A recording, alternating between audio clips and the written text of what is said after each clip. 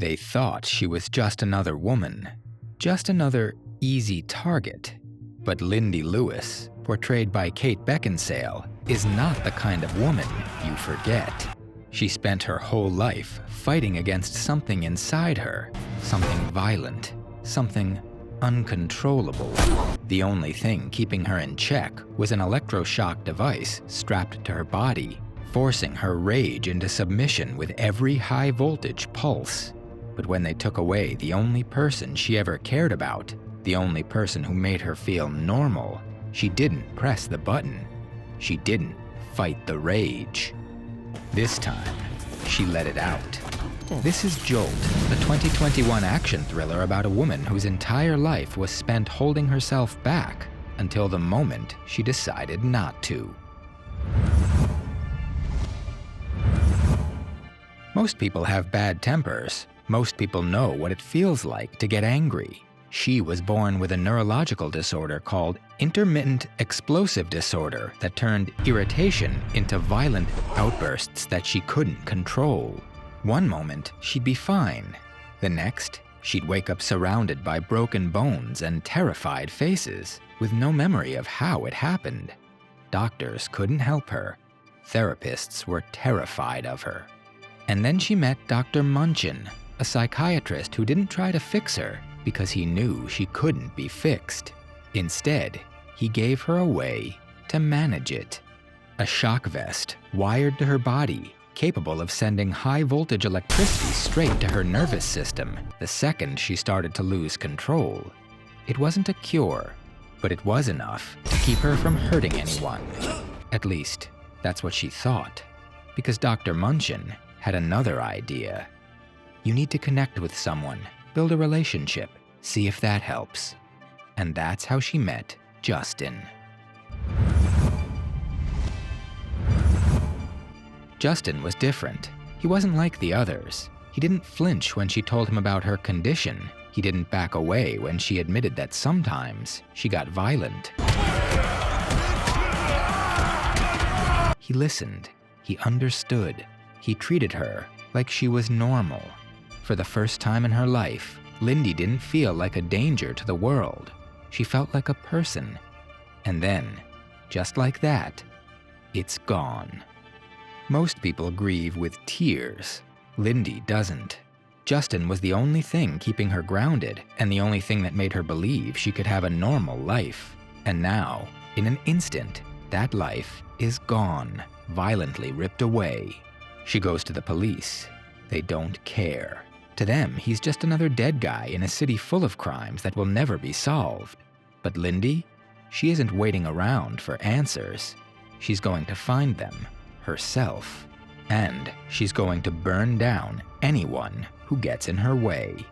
Driven by a raw, explosive rage, Lindy doesn't just take his car, she commandeers it, weaponizing it in a high-speed chase through the city streets.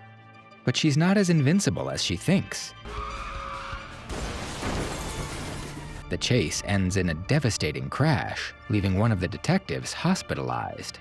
Lindy keeps going, undeterred. Her first stop was a small electronics repair shop, one of those places that looked like it barely stayed in business, cluttered with second-hand gadgets and half-repaired tech. Behind the counter, she found a young hacker named Andy.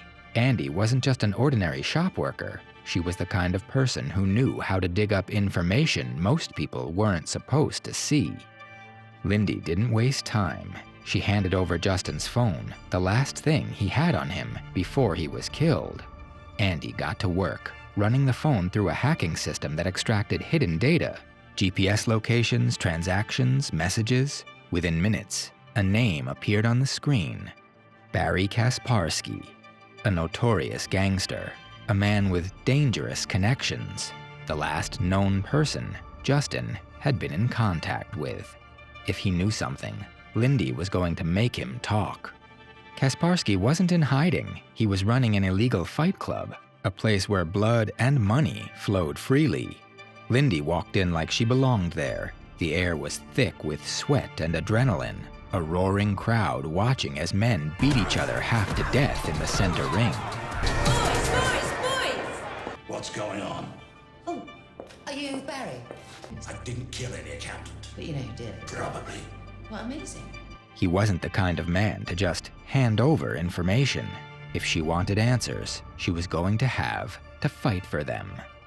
3 men, no rules. Win, and he'd talk.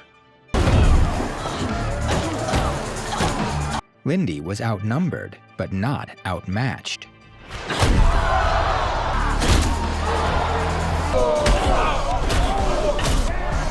She moved with a speed and ferocity that surprised even the seasoned fighters in the ring. She moved fast, dodging the first attack and countering hard, breaking ribs, sending one opponent crashing to the floor. Another charged at her. She used his own momentum against him, slamming him into the cage. The last fighter was bigger, stronger, but brute force meant nothing if you couldn't land a hit. Lindy ducked, landed a precise strike to his jaw, and within moments, all 3 were down. The crowd fell silent. She had won. Kaspersky, initially confident and dismissive, was now forced to confront the woman who had torn through his fighters. He finally agreed to talk, but there was a catch. He didn't intend to just give her the information. Leading her to his car, he made it clear he wanted something else first. With Barry Kaspersky out of the way, Lindy had what she needed, a name. Gareth Faisal. Exactly that stupid. A billionaire recluse, the kind of man with enough power to make people disappear without leaving a trace. But knowing his name wasn't enough. She needed to find him. She went straight to Detective Vickers, who was now recovering in a hospital bed after their high-speed chase earlier. At first, he didn't want to talk. He knew what Lindy was capable of, and the last thing he wanted was to give her a direct path to a man like Faisal.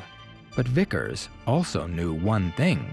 Lindy cared about Justin, and that was enough for him to give her exactly what she was looking for, a location.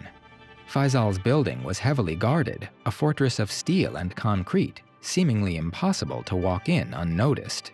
Lindy tried sneaking in, relying on her training and instincts, but she didn't make it far. His head of security, Delacroix, a towering figure with ruthless efficiency, was waiting for her. One brutal hit, and everything went black. When Lindy came to, she was tied down, her electroshock vest removed. Delacroix wasn't planning to kill her quickly. He wanted her to suffer. This was exsanguination, the slow draining of her blood, weakening her until her body shut down completely. A methodical, controlled death. But Delacroix had made one critical mistake, underestimating Lindy's resilience and her capacity for pain.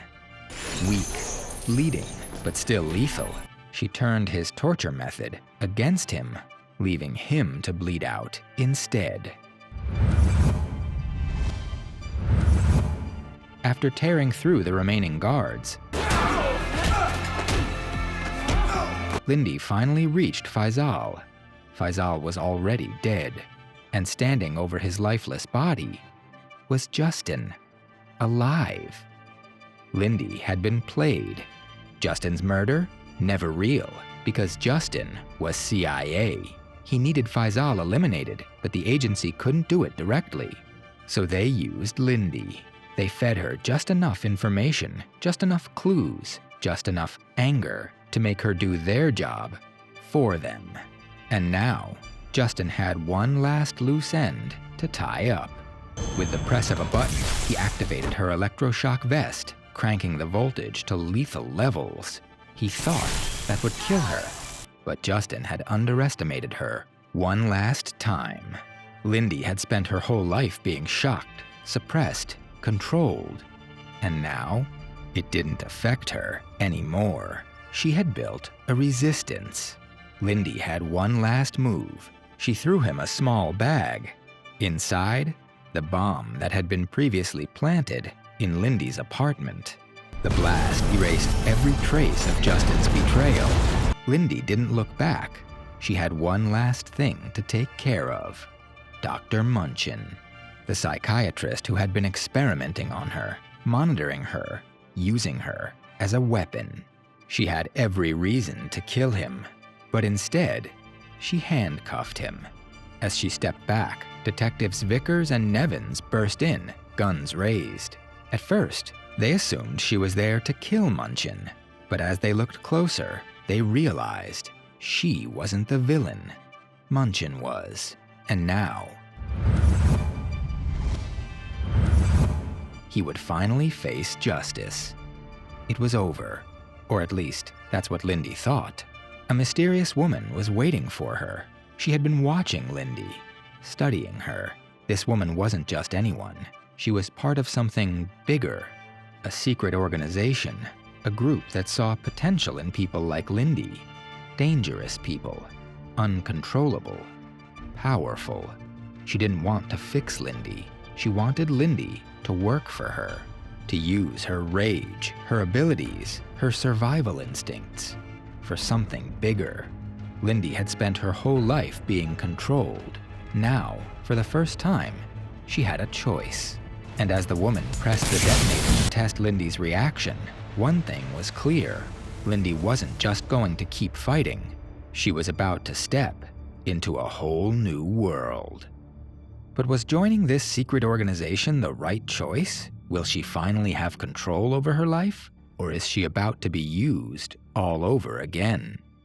Let us know what you think in the comments. And if you love breakdowns of action-packed thrillers like this, don't forget to subscribe for more insane movie recaps.